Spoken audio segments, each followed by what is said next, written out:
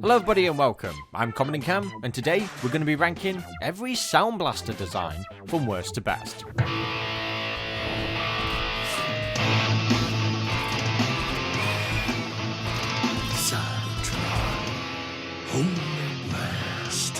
Throughout 40 years, Sound Blaster has either been a reincarnation of Soundwave, a simple clone, or the leader of the mercenaries. Needless to say, there aren't a lot of designs to cover in this video, which is what's going to make the fan art way more interesting, as artists have done way more with the character than Hasbro. Now without further ado, let's just dive straight into the tier names. And first up, we have... I remember you were annoying, inferior, and easily forgotten. Nobody forgets me anymore! And now for the second tier... And you have friends. Finally. And now for the middle tier... Something tells me I'm gonna hate this movie. Now for the fourth tier... You insult me. You think Soundwave is the only one with eyes in the sky? Now for the final tier... That night, Sound Blaster left Cybertron. He could never keep a beat. First up is Generation 1, most specifically the Headmaster's Soundwave. Hasbro were keen to discontinue the toy, but Takara had different plans, as in the sequel series Headmasters, Soundwave was destroyed by Blaster and reincarnated as Sound Blaster. And in the show, he was a little bit of a goofball. But when it comes to the toy and the cartoon, I much prefer the toy because I love that orange in the middle of his chest. The cartoon design just feels lazy. They really could have added more to make him stand out from Soundwave. I would have loved the orange to be a lot more prominent in the chest area, and his visor to change as well. But yeah, I know that this is just a simple recolor, and it's all down to personal preference really. I just wish that it was retooled in a small way just to make it stand out from the previous toy. The idea of Sound Blaster being a clone was planted in the Dreamwave comics, but I won't talk about the design because we can barely see that design. Next up is Transformers Cybertron / Galaxy Force Sound Blaster, and I gotta say, I love the paint job on this one than the original, because I just love that yellow and black all across the body, and I like the red on the wings as well. Really cool. A bit of history about this one. This turned out to be an alias. His real identity was actually Logos Prime, one of the original 13, but who really cares about that nonsense? It's more about the toy, and honestly, yeah, I do like this colour scheme a lot better in this figure. Moving on to a Sound Blaster that I consider way more interesting is the Transformers Animated. I liked the simple concept of this simply being a clone to antagonize the Autobots, and I love the colours on this. Such a fantastic job. I love that red on the chest. I love the purple. The shade of red and black is just incredible. I love it's just so highlighted. I really like this, and in vehicle mode it looks cool as well. I really wanted the electrostatic toy as a kid. This is just a great tribute to that Sound Blaster colors, but also giving some brand new life and putting it on a design that I personally think is one of the best Soundwave designs ever. I can't say the same for the Revenge of the Fallen. Yeah, I mean, it does look arguably pretty cool. Not in so much in vehicle mode, but in robot mode, I like the red highlights all over the body. I actually think it looks pretty neat, but it's not quite as good as the animated one, in my opinion anyway. Next up is Transformers Generations Fall of Cybertron Sound Blaster, and this is the first time Hasbro actually used the name Sound Blaster on an official toy, and I think it looks pretty cool. I don't vibe with this Voyager so much, just due to scale issues, but I do think the colours look pretty neat. I mean, if you wanted to see that High Moon Studios design in the Sound Blaster colours, there you go. I do like the yellow highlights on the legs. I like the yellow actually scattered across the body, and I like that it's got a red chest. That's really neat. But yeah, there's not much to say outside of that really. And what can be said for the Titans Return Sound Blaster? I was not a fan of the Titans Return gimmick at all. I don't think I bought a single toy of those. But for those who really liked it, I thought it was pretty neat that they decided to name Soundwave's head Sound Blaster. I mean, the design itself is... yeah, there's nothing interesting at all to say about this. I'm so sorry. I mean, the Angry Bird Sound Blaster is 10 times better than that. I mean, look at this. This is actually pretty cool.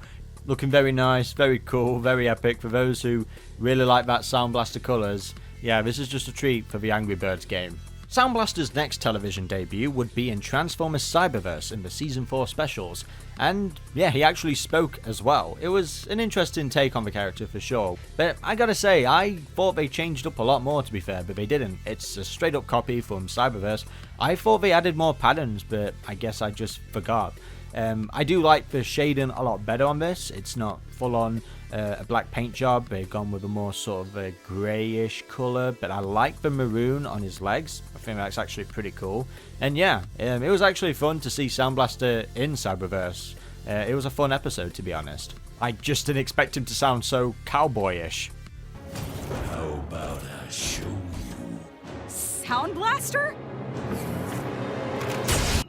Not so tough when you're time locked, are you?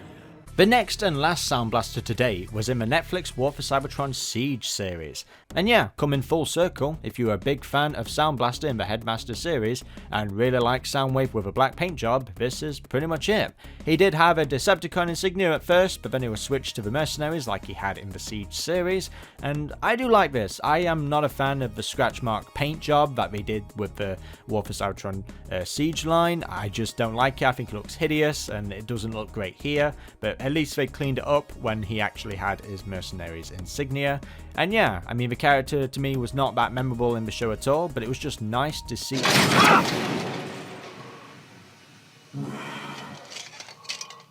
Sorry.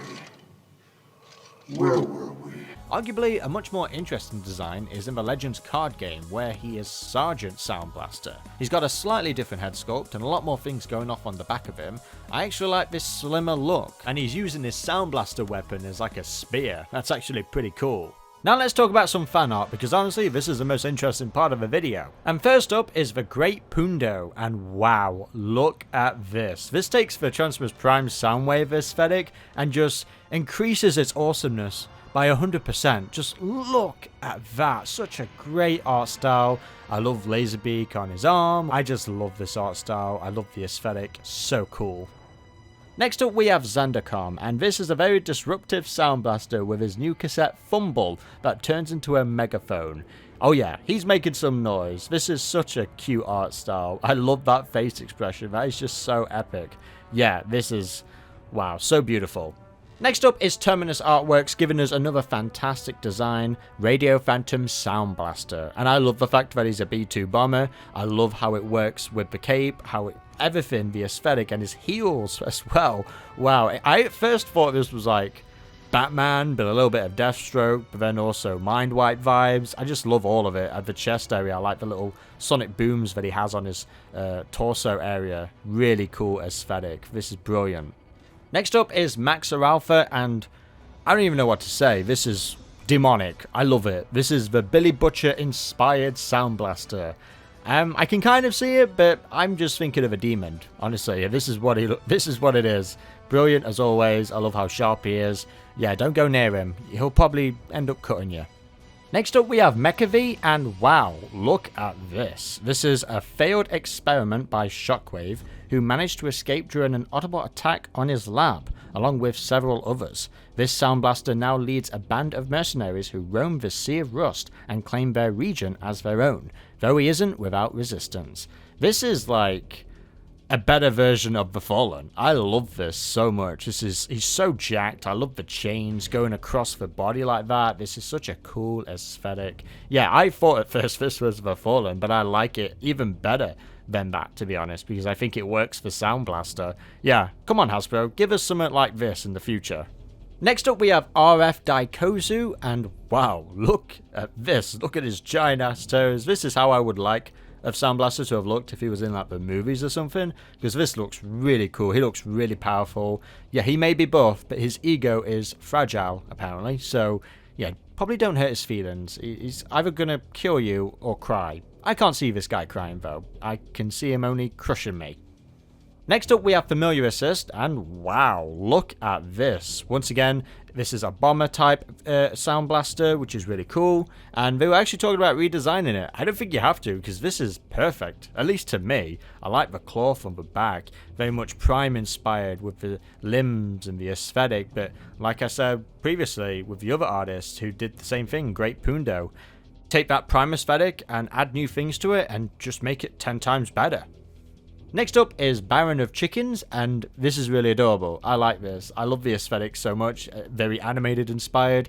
I would love to see this coloured in. I would love to see this go digital. I think this is so cool. I like the vehicle mode. Reminds me a little bit of Twitch from Earthspark a little bit. And that head design is just, yeah. I want to protect this Sound Blaster. I want to make sure nothing bad happens to her.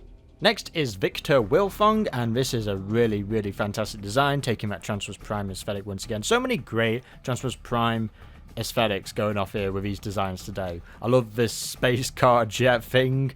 Gives me Star Wars vibes, but I really like it. Actually, it gives me Mind Wipe kind of vibes. He is a failed resurrection turned dreaded bounty hunter. Yeah, I really love that face design. Really, really cool. A real menace to society for sure. I think Setriev here has done a great job of giving Sound Blaster a really good High Moon Studios-like design. I really love this. You can see it with the vehicle mode and then the cassette light mode. This, if he was to appear in the High Moon games, I would have liked him to have looked like this and not just a straight up, you know, recolor of Soundwave as we saw with that toy earlier. This is brilliant. I love this style. Really, really cool as always. Now let's talk about some bulky Sound Blasters, and we have Lefty Leviathan, who originally designed it as Soundwave but worked it as better for Sound Blaster, because look at his cannon there. That is basically Megatron's right arm, as he says. I love this so much. The detail all over the body, the legs, this is so cool. I love that alternate chest. That is something I would have loved from G1. Yeah, this build is just brilliant. You can tell he's like full of metal. Next up is Alternate, and I really, really, really like this design. I like how you've shown different pictures of it. I would love to see a full, complete version of this, because I love the tentacles from the back, just taking that prime aesthetic, but putting it in a big, bulky design. Yeah, I really like this. I like the head sculpt, just fantastic, and I like his Minicon-like partners as well, Beastbox, Scalpel, and Ratbat. Yeah, this is really cool. I would love to see this fully completed and fully realized, because I think what you've got so far, all of it, is honestly fantastic. Next up we have Happy Arts, and this is another great sort of High Moon style aesthetic design. I really like this. There's so much with this to talk about. It's incredible. I love the arms, I love the legs, I love how sharp everything is, and the chest. The Cybertronian mode as well is really, really cool. Gives me sort of Beast Machines kind of vibes with obsidian and all that kind of stuff. Yeah, I really like this. Almost like shark-like. Very organic looking, really, really cool. And you've also given him an Earth mode as well. I love that wide chest. I like the vehicle mode that you've chosen. Buzzsaw looking really, really adorable as well. Yeah, such a great design. Now for our final fan art design, we have Artorc 312. And yeah, this is really, really cool. I love that helicopter like Cybertronian like mode. This is really, really, really cool. I love this. This is what should have been an animated, actually. I would have loved to have seen a completely different take on the Sound Blaster character. This is from his series Galactic Voyage, and I really love this. Such a change from what we're familiar with, and that's what Hasbro should do. Something completely different, and this looks really nice. Yeah, I would love to know the profile on this guy. All of these fan art designs are superior. Honestly, they're way better than the official Hasbro one, so all of these of course belong in the highest tier. And there we have it guys, every Sound Blaster design ranked from worst to best. Of course, let me know which is your favourite Sound Blaster design in the comment section below. The next video will be Blackout, and that'll be coming out hopefully on Thursday, so stay tuned for that. Until then, I've been Comodin Cam, and goodbye. Now that we got that taken care of, let's tear this place up!